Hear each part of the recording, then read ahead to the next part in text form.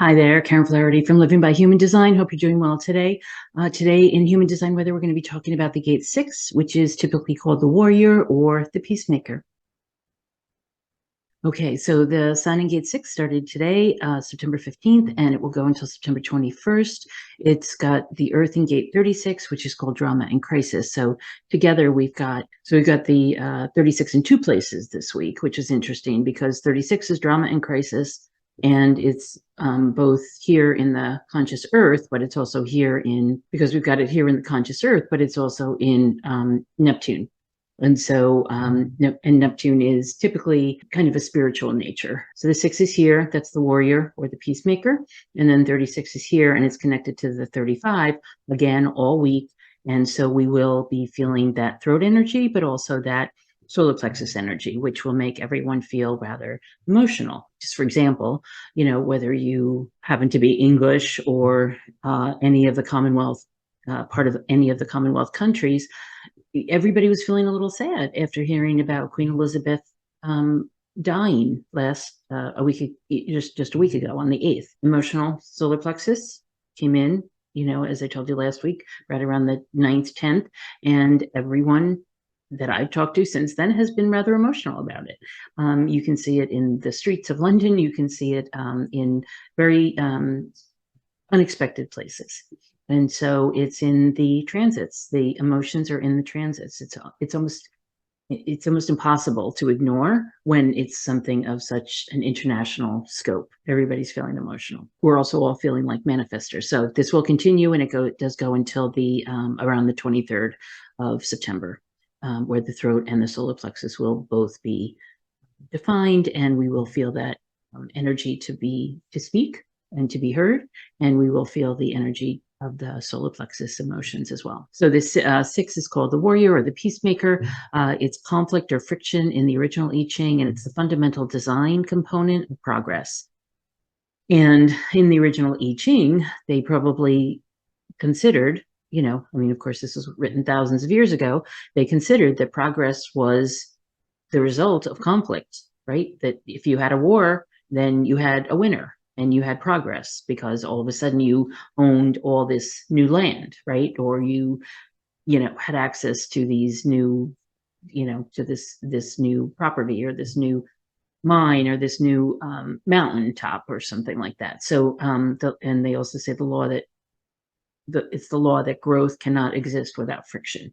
In other words, we have to have the conflict to have things expand. Now, you can think of it as the butterfly, where it's the cocoon and the chrysalis, and then you have a butterfly, or you can think of it in terms of conflict and confrontation. In the incarnation crosses this week at the Cross of Eden, not surprisingly, the cross of conflict and the cross of the plane. In the Gate 36, we've got drama and crisis, where we either, it is the gate of crisis, but it can also be the kind of energy where you create drama to have the crisis. And so it's called the dark ending of the light or crisis in the original I Ching. It's the rule of cycles in which decline is a natural but not enduring stage, where you have the crisis, it's a bit of a decline, but then it rises up again. In the Gene Keys, turbulence is the shadow, humanity is the gift, and compassion is the CD. So with this Gene Key 6, we've got the shadow of conflict, the gift of diplomacy, and the CD is peace. Now, I think you can see how this progression comes about, but we always start with the conflict. That shadow of conflict is always going to be there. It's the, whether you're on the peacemaker side or the warrior side, right? It's the Gene Key 6 or the Gate 6 is part of the defense circuit. That 59-6 creates a channel that a lot of people have, and that 6 is part of it. And the 6 is it's the protector or the protectress, right? The person who's protecting the family, the culture, the values, even the conflict, right? So it's what has people go to war, really, and to protect their boundaries, to protect their people, to protect their women. In the old days, right? I mean, this is why wars started. It was over livestock, and women were considered to be property, and so it was a reason to go to war over the boundaries. and who gets what. The physical body has a natural tidal rhythm, he says, and the reason we talk about it as a rhythm is because the 6 is or a gate off of the solar plexus, right? And so everything in the solar plexus has a rhythm, and so the rhythm of the 6 is especially in relationships. Is part of the defense circuit again, and so when you're in relationship, it's going to be have that rhythm of the emotional wave going up and down. So the gift is diplomacy.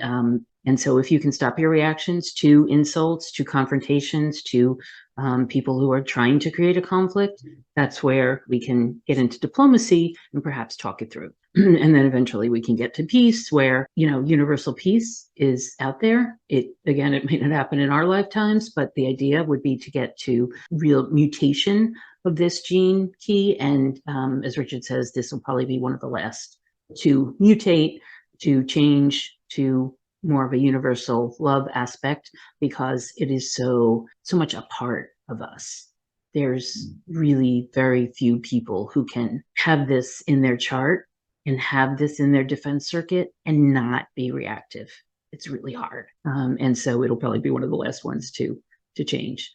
He also says conflict breaks out whenever 2 or more people agree to identify with their emotional state. And emotional maturity means that your awareness operates even during the most emotional states.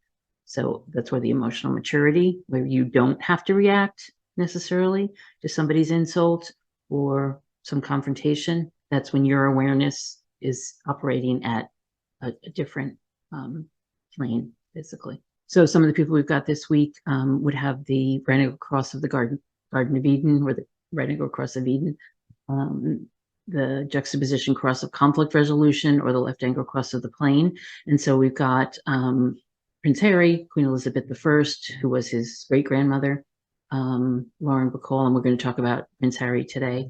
Lauren Bacall, Bobby Short, Jesse Norman, Oliver Stone, B.B. King, James Gandolfini, Lance Armstrong, Jimmy Fallon. Okay, so here we're talking about Prince Harry, the Duke of Sussex. I thought it was appropriate to bring him up this week as he's definitely in the news, paying tribute to his grandmother since Queen Elizabeth II died last Thursday, September 8th, and his birthday is actually today, September 15th. He was born in 1984 in London, England, to now King Charles III and the late Princess Diana. He's got he's a manifesting generator with the 1-3 profile. He's got the right angle cross of Eden. Now he served in the army for 10 years. So not surprisingly, with this gate 6 in his conscious sun, he was somebody who, as I mentioned, going to, with this 59-6, this entire channel, having the 6 and being good in a crisis is something that he was born to do. He served 10 years in the army, and he was in Afghanistan twice. Basically, both surreptitiously. They didn't announce it until after he came back. One time was only for 10 weeks, but the second time was for 20 weeks. And they didn't want him to go anyway at all, because he was considered to be actually a target and would make it more dangerous for his colleagues. He also founded the Invictus Games after he finished in the army. So after he did his 2 tours in Afghanistan, he actually went to naval training and became an Apache helicopter pilot, which his brother had done and his uncle, I think, had done also. And so he became very proficient at that. He was actually very good as a helicopter pilot, and there were reasons for why he would be so good at all that. Also, so when he finished his service, he after 10 years of service, he became the founder of the Invictus Games, which is the international sporting event for wounded, injured, and sick service personnel and veterans in England, but I think it has become more of an international event now. Anyway, so in his chart, let's take a look. So he's got the themes, basically, because he's a manifesting generator. He has that voice. He is emotional, with 2 emotional waves. So he has this 35-36, which is the channel of transitoriness, which is a collective wave. It can be high highs and low lows. And then the 59-6 is a more gentle wave, but it is part of the defense circuit, and this is the channel of mating. He also has over here the channel of what we call this is a channel of perfected form, because it's a combination of intuition and then love of the self or empowerment of others.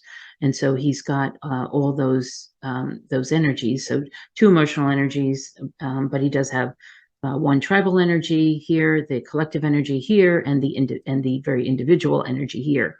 We actually call this channel the channel of, well, as I like to call it, the channel of the Navy SEAL, because it's the kind of energy that you would follow somebody out of a plane crash if they had this channel, because they will find a way. And so it seems like Harry was pretty good at what he did. He called it the happiest years of his life, being in the, well, this was, in an older interview. But he said those 10 years were some of the happiest years of his life, because he really enjoyed being in, you can imagine, as a manifesting generator, he enjoyed being with other people. He's not a wallflower. He was actually with his colleagues, learning the ropes and becoming quite good at it. So as a manifesting generator, he's got this defined sacral. He's also got the defined G center and this defined spleen. So very, very nurturing, right? Very much of wanting to help people, but also, feeling pretty good. This emotional energy, though, seems to have been an issue over the years, where he's been quite involved with the mental health programs that he's helped to start and support through his work with his various, what they call royal patronages, the charities that he's involved with. Let's see what else. He's got the 44. He's got a number of things twice in his chart where it's both conscious and unconscious. He does have the gate 8, which is the making a creative contribution. 11, the gate of ideas. The 16, the gate of enthusiasm. 44, all about finding the right people and, kind of bringing them in to do whatever's up. 50 is all about values. So he's got 3 out of the 4 defense circuit gates, which means that he's very much about the family. The family is very important to him. So pulling away from the royal family, as they did 2-3 years ago, was really hard for him. Perhaps easier for Meghan, but not so easy for Harry. The tribal values are very, very important to him, both conscious and unconscious here in Pluto. He's also got the 9 twice. That's the gate of focus. He's got the 14, which is the gate of money. No worries there.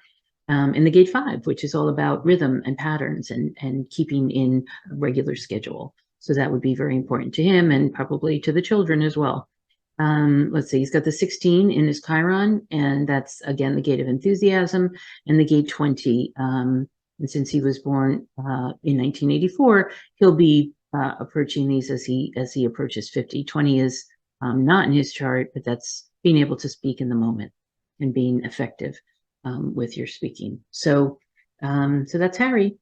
He's got the open head and ajna, and the open root and the open will. So self-esteem was and could be an issue. He's got the pressure centers open. The root is open. He's feeling the pressure. He's feeling the pressure of the family and his new family. And he's got the open head and ajna, which means that it's really hard for him sometimes to, while he's very tied to the values of the family, it's hard to hold on to the beliefs and ideas that the family might want him to portray. And so the open head and ajna always makes that difficult to hold on to really specific ideas and beliefs and hold them over time. Makes it much harder for him to do that. And half the world is like that. So it's not unusual, but it definitely makes it harder to kind of toe the line in a very strict way with the way the family has been raised and brought up, and the way basically Queen Elizabeth was able to do. She, I think, had the defined head and ajna. While she was a projector, she did have the defined head and ajna, I'm pretty sure. And so it was much easier for her to toe the line and do what she was told and raise the family to be the, within the matriarchy, to raise them the way they were supposed to be. And it's a very different lifestyle than many of us are used to. But it will be interesting to see how everything plays out this week. And so it could be a very difficult week for Harry, of course, with the mourning and the grief and the processions and the everything that's expected of him. But I'm sure he's up to it. The time for grieving will come after all the processions are over. So I wish him well. So I hope you have a wonderful week. Be aware of conflicts and confrontations, and whether you need to be happy or right, because it's that kind of a week. It's also the kind of week, for example, that where United Nations General Assembly meets. Well, everything that's going on in London, I'm not sure if any schedules have changed, but anyway, it's a time of the year when those confrontations and those ideas about confrontation versus peace come up quite a bit. It should be interesting to watch. So, and of course, it may affect what's going on in Ukraine with the Russians. Who knows? It could be a very interesting week. So, I wish you well. Enjoy your week, and I will see you soon. Take care.